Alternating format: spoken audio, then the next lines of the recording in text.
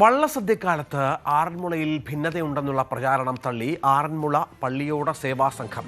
വള്ളസദ്യയ്ക്ക് ആവശ്യമായ ക്രമീകരണങ്ങളും സഹായങ്ങളും ദേവസ്വം ബോർഡിന്റെയും ക്ഷേത്ര ഉപദേശക സമിതിയുടെയും നേതൃത്വത്തിൽ ലഭിക്കുന്നുണ്ടെന്നും വാർത്തകൾ അടിസ്ഥാനരഹിതമാണെന്നും പള്ളിയോട സേവാ സംഘം ഭാരവാഹികൾ പറഞ്ഞു. ഉപദേശക സമിതിയും പള്ളിയോട സേവാ സംഘവും ഒക്കെ രണ്ട് തട്ടിൽ നിന്നാണ് പൊതുവെ പറയുന്നത്. അങ്ങനെ ഒരു തട്ടിലില്ല. അങ്ങനെ ഉപദേശ സമിതിയും പള്ളിയോട സേവാ സംഘവും രണ്ട് തട്ടിലൊന്നും ആയിട്ടില്ല. അതാരോ ദുരാഭരണം അടിക്കുന്ന, അതാരോ കുബുദ്ധികൾ നടത്തുന്ന പ്രചരണമാണ്.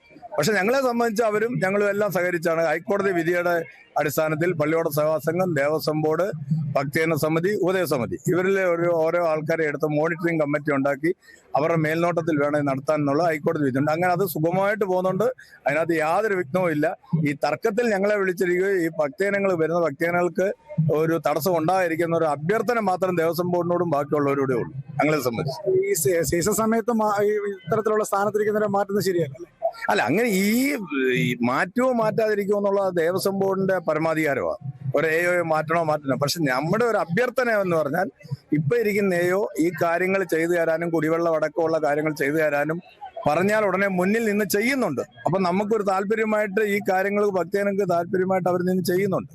ആ ചെയ്യുന്നതിന് മറ്റു പുതിയ ഒരാൾ പെട്ടെന്ന് ഇതിൻ്റെ ഇടയ്ക്ക് വന്നാൽ ഇപ്പൊ 1-ാം തീയതി തൊട്ട് 10 വള്ളം ഡെയിലി വരിക. അപ്പൊ ആൾക്കാർ 4000-5000 ഈ ക്ഷേത്രം ചുറ്റും ഉണ്ടാവും. അപ്പം പെട്ടെന്ന് മാറിയാൽ എന്തെങ്കിലും ഒരു ഇതുണ്ടായാൽ അതിന് സഹായിക്കാൻ പറ്റുമെന്നുള്ള ആശങ്ക ദേവസ്വം ബോർഡിന് മുന്നിൽ വെച്ചെന്ന് മാത്രമേ ഉള്ളൂ.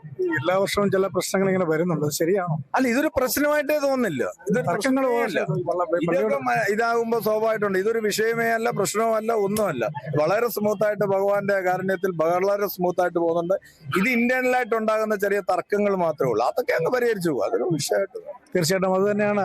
എല്ലാവരും ഒറ്റക്കെട്ടായി നിന്നാണ് ആറന്മുള വള്ളസദ്യ നടക്കുന്നത്. അത്തരത്തിൽ തന്നെ നടക്കണമെന്നാണ് അവരുടെയും ആവശ്യം. ആറന്മുളയിൽ നിന്നും ശശി നാരായണൻ, ന്യൂസ് 18.